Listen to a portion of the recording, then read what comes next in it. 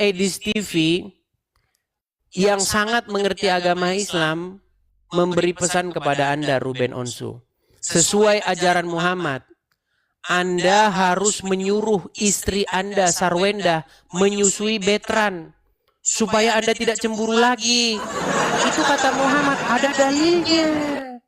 Jadi suruhlah istri Anda, Sarwenda, menyusui Betran supaya dia menjadi haram bagi Sarwenda. Dan Anda tidak akan cemburu lagi. Kalau Anda benar-benar mualaf, jangan Anda mualaf cuman modus saja biar dagangan Anda laku. Karena saya tahu banyak orang mualaf cuman pengen pansos dan cari panggung supaya orang muslim senang-senang dan beli daganganmu. Saya kasihan dengan orang-orang Islam. Banyak orang Islam ini botolnya setengah mati. Ada orang mualaf, mereka mualaf. Dia nggak tahu yang mualaf saja. Dia nggak peduli dengan agama Islam. Contohnya siapa? Deddy Corbuzier. Iya, Deddy Corbuzier. Anda pikir Deddy Corbuzier peduli dengan agama Islam? Tanyain nama Deddy Corbuzier, sholat nggak dia? Tanyain nama dia. Coba lihat bahasa-bahasa di podcastnya. Bahasa-bahasanya Islami nggak? Saya tahu.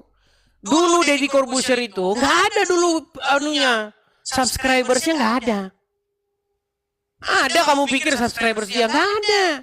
Lalu dia punya ide cemerlang. Mualaf gue ini kayaknya ini biar keren. Iya. Dia mengundang Gus Miftah.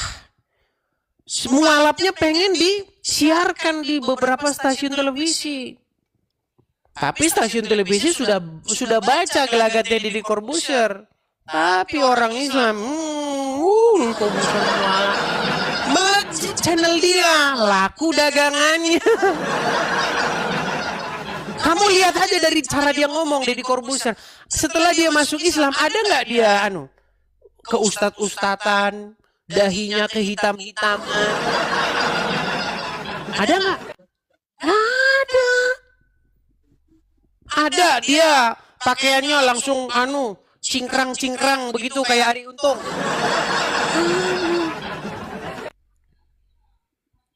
Saya cuman prihatin dengan kalian, wahai kaum muslimin. Kasihan dengan kalian yang dikerjain orang-orang yang memanfaatkan agama itu.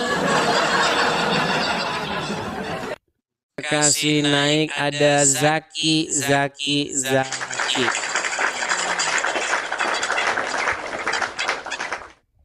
Iya, banyak orang mualaf itu cuman pansos biar kalian tahu. Kasihan saya dengan kalian itu. Ya silakan, Zaki, nyalakan kamera Anda.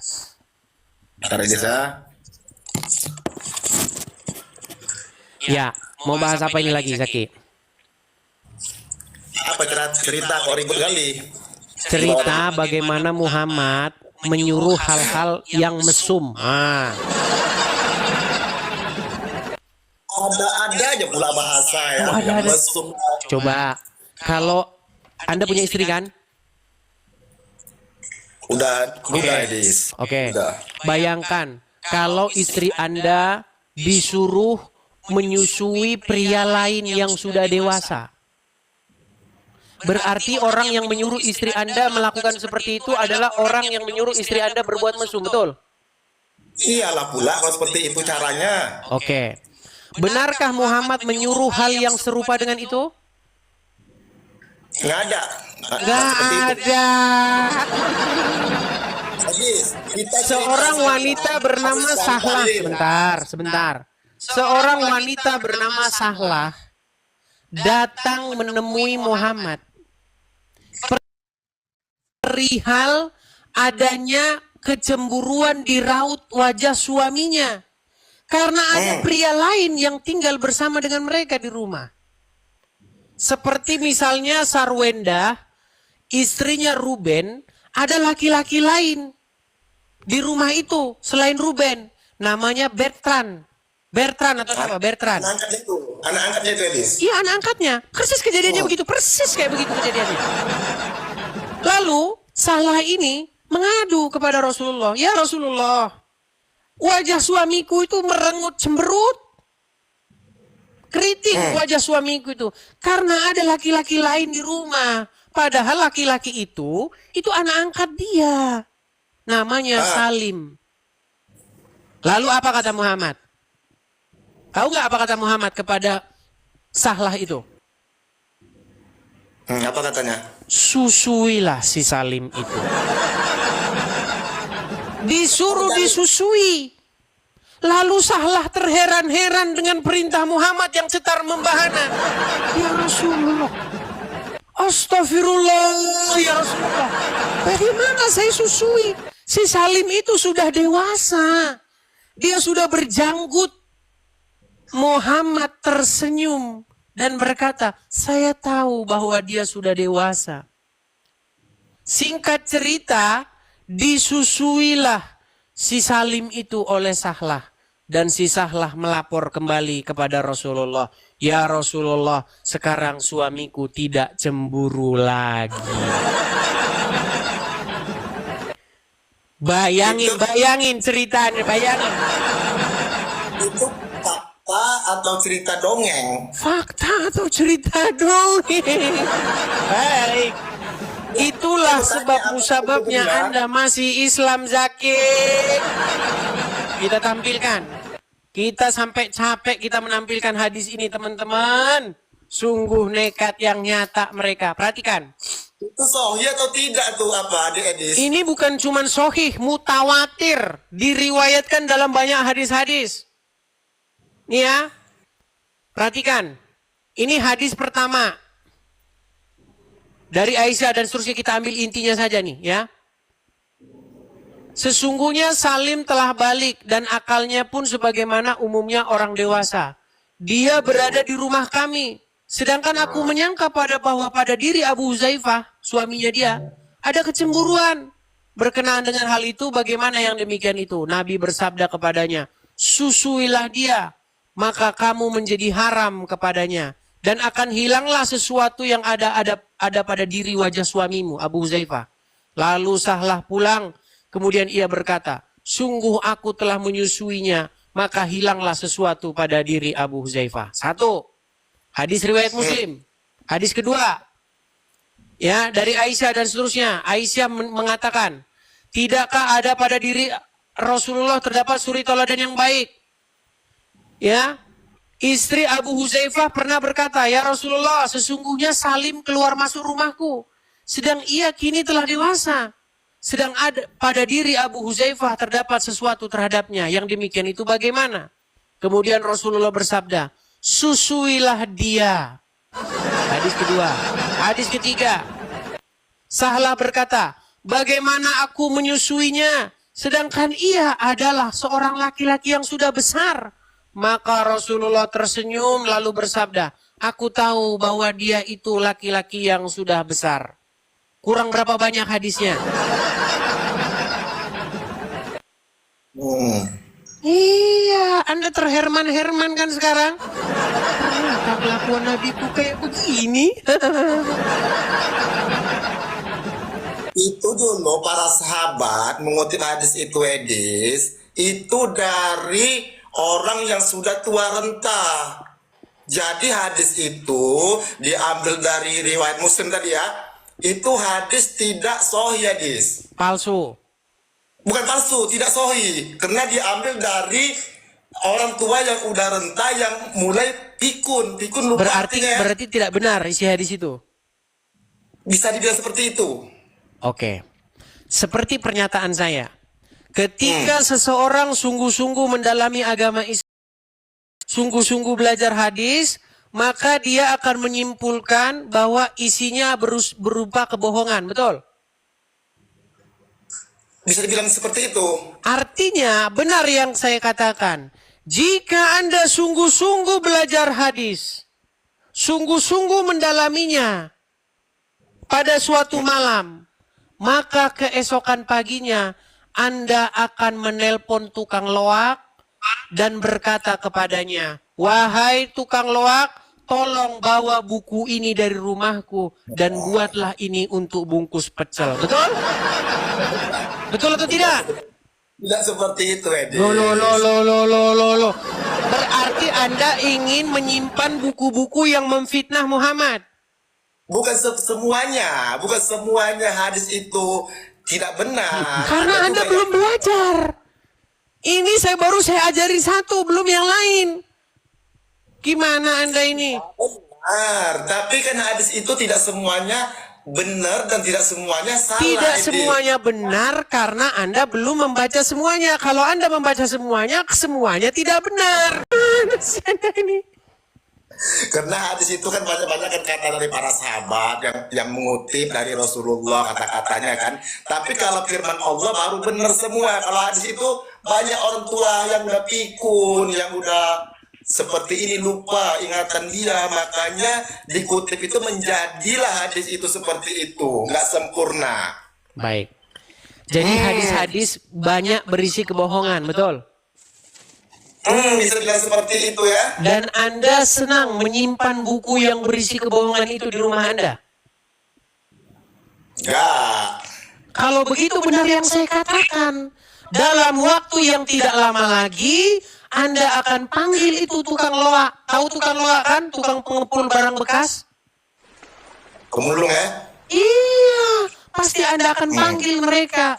Bang, tolong nih, kiloin aja nih buku. Karena berisi kebohongan. Saya tidak mau nanti buku ini dibaca oleh anggota keluarga saya yang lain.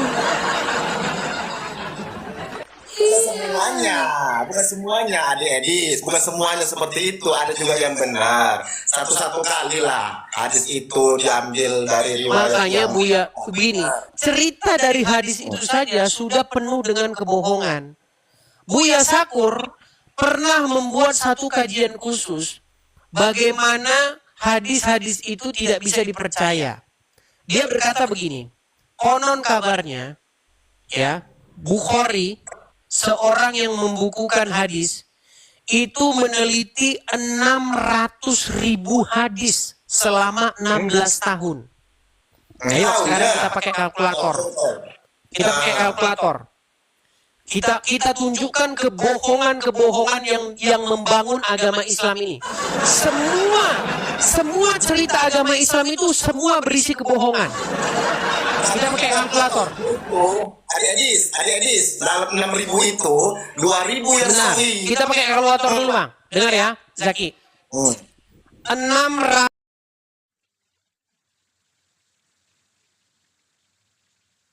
membuka kata pengantarnya itu. Bukhari 16 tahun lamanya menyortir hadis-hadis dari 600.000. Kita bagi 16. 600.000 dibagi 16, 37.500 setahun. Kita bagi 12. 3.125 per bulan. Kita bagi 30. 104 hadis. Bayangi. 104 hadis. Kita buletin 100. Kita buktikan kebohongan agama Islam. Bayangin, dalam satu hari itu tidak mungkin ada 24 jam orang bisa beraktivitas. Setuju? Setuju. Ada tidur ya? Pasti ada tidurnya.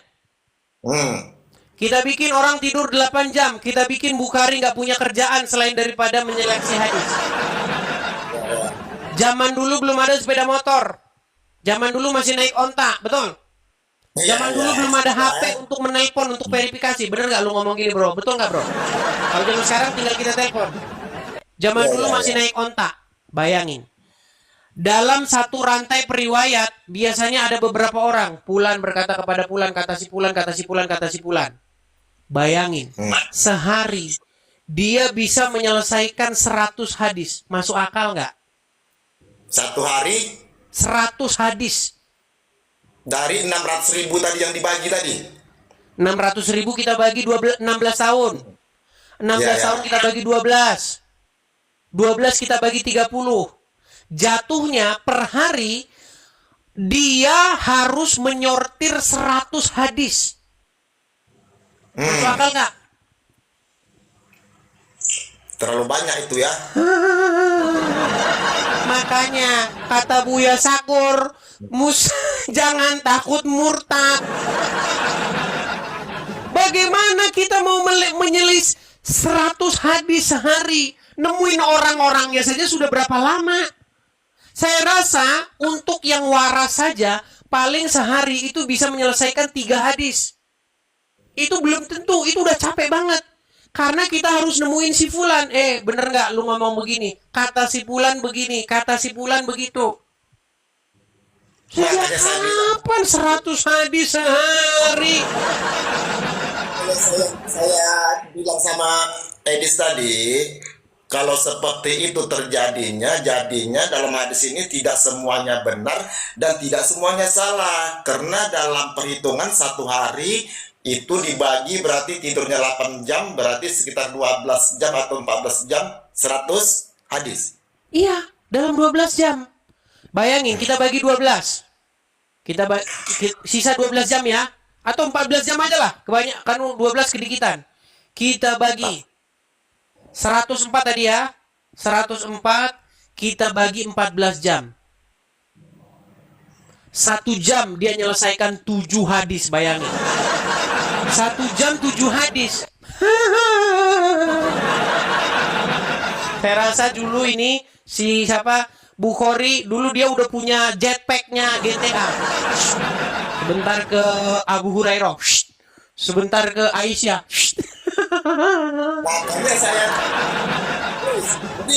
Makanya yang saya dengar dari Edis tadi, masalah hadis itu saya tidak menganggap itu benar. Iya, makanya benar yang saya bilang, Zaki. Kalau kalian sungguh-sungguh mendalami agama Islam, langkah pertama yang kalian lakukan adalah mencampakkan hadis ke tong sampah. Itu langkah pertama.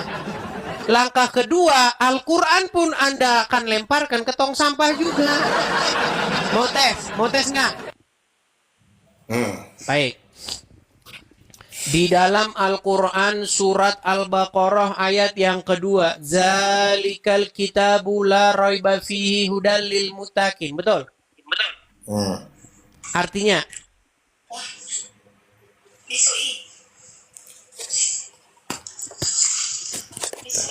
Lihat Google dulu. Sudah saya bilang, orang Islam walaupun baca Arabnya setengah mati, walaupun mereka sampai nangis-nangis, mereka nggak tahu apa yang dibaca. Baik, saya bantu mengartikan. Artinya adalah, inilah kitab, Zalikal kitabu la raiba fi, tidak ada keraguan padanya, petunjuk bagi orang-orang yang bertakwa. Jadi menurut Al-Quran, Al-Quran itu tidak ada keraguan padanya. Benar. Itu Al-Quran itu petunjuk bagi orang-orang yang bertakwa. Saya akan buktikan bahwa statement itu tidak akan mungkin dipercayai oleh orang Islam yang berakal.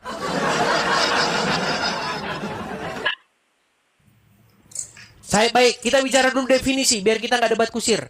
Apa pengertian tidak ragu-ragu? Pengertian tidak ragu-ragu itu adalah keyakinan yang udah tetap kokoh. Begini, tidak ragu-ragu adalah suatu keadaan di mana ada jawaban pasti. Ya. Contoh misalnya, sekarang jam berapa? Kalau Anda tidak tahu antara jam 7 atau jam 8, itu berarti ragu-ragu.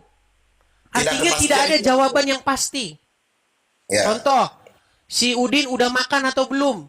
Nggak tahu udah makan atau belum. Ketika tidak ada jawaban yang jelas, tidak ada jawaban yang pasti, berarti itu adalah satu indikasi keraguan-raguan. Setuju? Ya, tidak kepastian. Baik, kita buktikan. Apakah ada keraguan-raguan dalam Islam? Baik. Di dalam surat Al-Baqarah terdapat satu ayat yang berbunyi Alif Lam Mim. Apa arti Alif Lam Mim? Hanya Allah yang tahu itu, Edis. Berarti Anda tahu atau tidak? Anda punya jawaban nggak? Enggak, saya nggak tahu. Berarti Anda punya keraguan tidak? Enggak. Karena itu cuma Allah yang Al-Amin itu cuma Allah yang tahu. Kita tidak ada pengetahuan dan ilmunya di situ, adik-adik. Bukankah di dalam Al-Quran dikatakan tidak ada keraguan padanya? Benar. 100%. Kalau begitu apa arti alif lam mim? Hanya Allah yang tahu. Lalu menurut surat Yusuf ayat yang kedua, Quran diturunkan dalam bahasa Arab supaya kamu memahaminya, betul? Betul. Apakah Anda memahami alif lam mim? Tidak, hanya Allah yang tahu. Berarti pernyataan Quran diturunkan dalam bahasa Arab supaya kamu memahaminya, berarti statement itu salah, betul? Nyatanya Anda tidak paham. Iya, benar. Iya, makanya sebentar lagi pun Anda akan mencampakkan Al-Quran juga. Dalam hal itu, cuma yang itu aja, bukan banyak, semua. banyak. Salah satu surat di dalam Al-Quran menyatakan bahwa Quran itu berisi hal-hal yang tidak jelas. Quran komentarin Quran sendiri. Bayangin. Al-Quran mengomentari dirinya sendiri bahwa di dalam Al-Quran ada ayat-ayat yang tidak jelas. Saya tunjukkan ayatnya. Ya. Sungguh Anda nekat yang nyata ini teman-teman ya. Adik Edis, yang jelas ngomongnya ya. Baik, saya tunjukkan kepada Anda bahwa ayat-ayat Al-Quran, kata Al-Quran sendiri, ada ayat-ayatnya. Perhatikan. Ini surat Ali Imran, ayat yang ke-7, betul? Apa dikatakan di sini? Dialah yang menurunkan Al-Quran, Alkitab kepada kamu. Di antara isinya ada ayat-ayat yang muhkamat. Itulah pokok-pokok isi Al-Quran. Dan yang lain ayat-ayat mutasyabihat. Tahu nggak arti mutasyabihat? Mutasyabihat. Nggak tahu lagi, pantes masih Islam. Tahu mutasyabihat apa? Terus baca semuanya. Adapun orang-orang yang condong hatinya kepada kesesatan,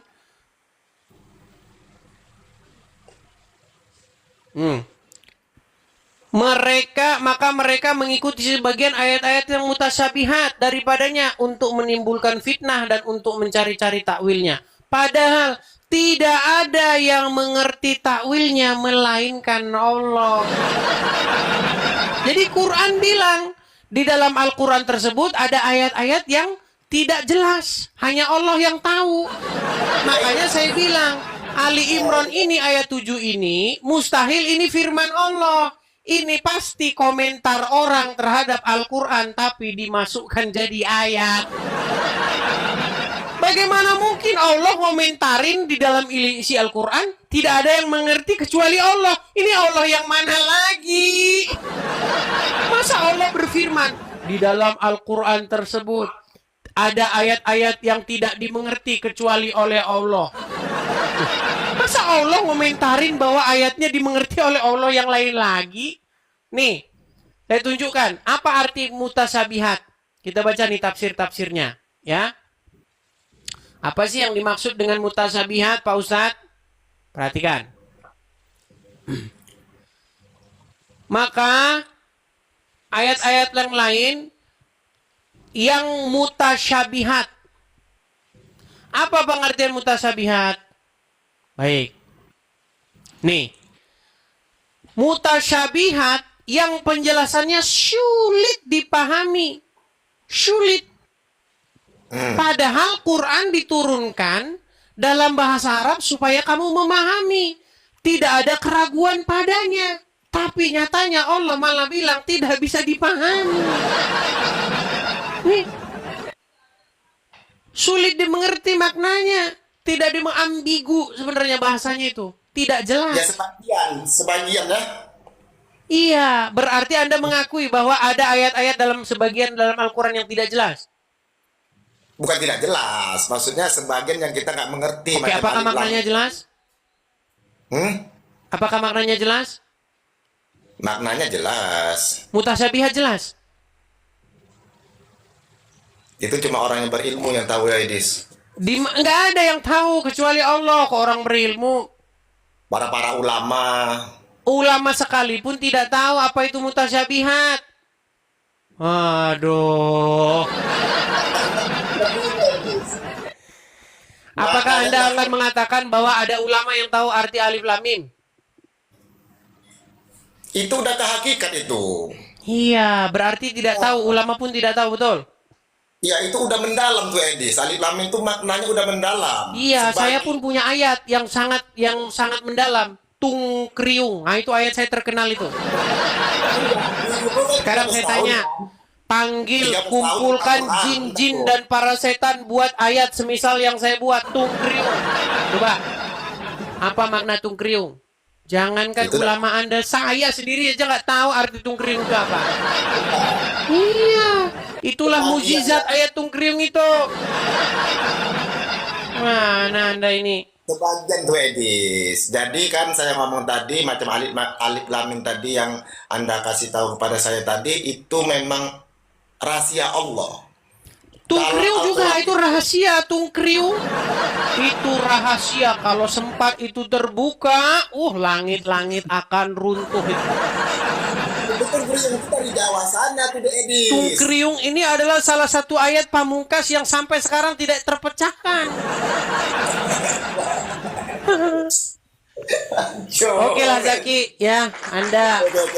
Saya sarankan kepada Anda Zaki untuk jangan berlama-lama mencampakkan hadis dan Quran kepada tukang awak. Masuk di sini Edis, biar kepala saya sedikit biar membuat tenang gitu ya. Iya. Masuk saya ke sini. Anda harus cepat-cepat mengambil kesimpulan sebelum terlambat nanti ya. Datanglah kepada Tuhan Yesus, jalan kebenaran dan hidup. Jangan Anda malah datang kepada orang meninggal di Arab sana. Oke, begitu ya. Zaki. Bentar loh. Saya kalau itu nggak setuju. Karena bentar dulu ya, saya bicara dulu ya. Silakan. Karena logika saya bermain, masalah Yesus itu di umat Kristen itu adalah Tuhan, saya nggak masuk logika. Karena seperti apa? Karena tidak ada manusia menyembah manusia. Seperti itu, Adik Edis. Jadi saya itu tidak masuk di logika saya dan keimanan saya. Menyembah itu Tidak apa ada sih? manusia Kalau yang Anda manusia. maksud begini, menyembah itu apa? Bahasa Arabnya menyembah itu apa? Kalau kita seperti ini, itu namanya kita menyerahkan diri kepada Allah Subhanahu wa Ta'ala. Kita bersujud, bukan kesungkur-sungkur ya. Bersujud dengan bersungkur itu beda. Anda tadi mengatakan manusia menyembah manusia, betul? Wah, saya nggak setuju itu memang. Nggak setuju. Apa menyembah Seperti yang Anda katakan menyembah ini dalam bahasa Arabnya apa? Ya. Hilang.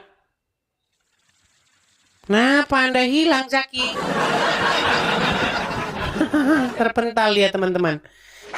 Ya, Zaki, Anda kena red flag nih. Tidak tahu Anda kenapa Anda kok kena red flag.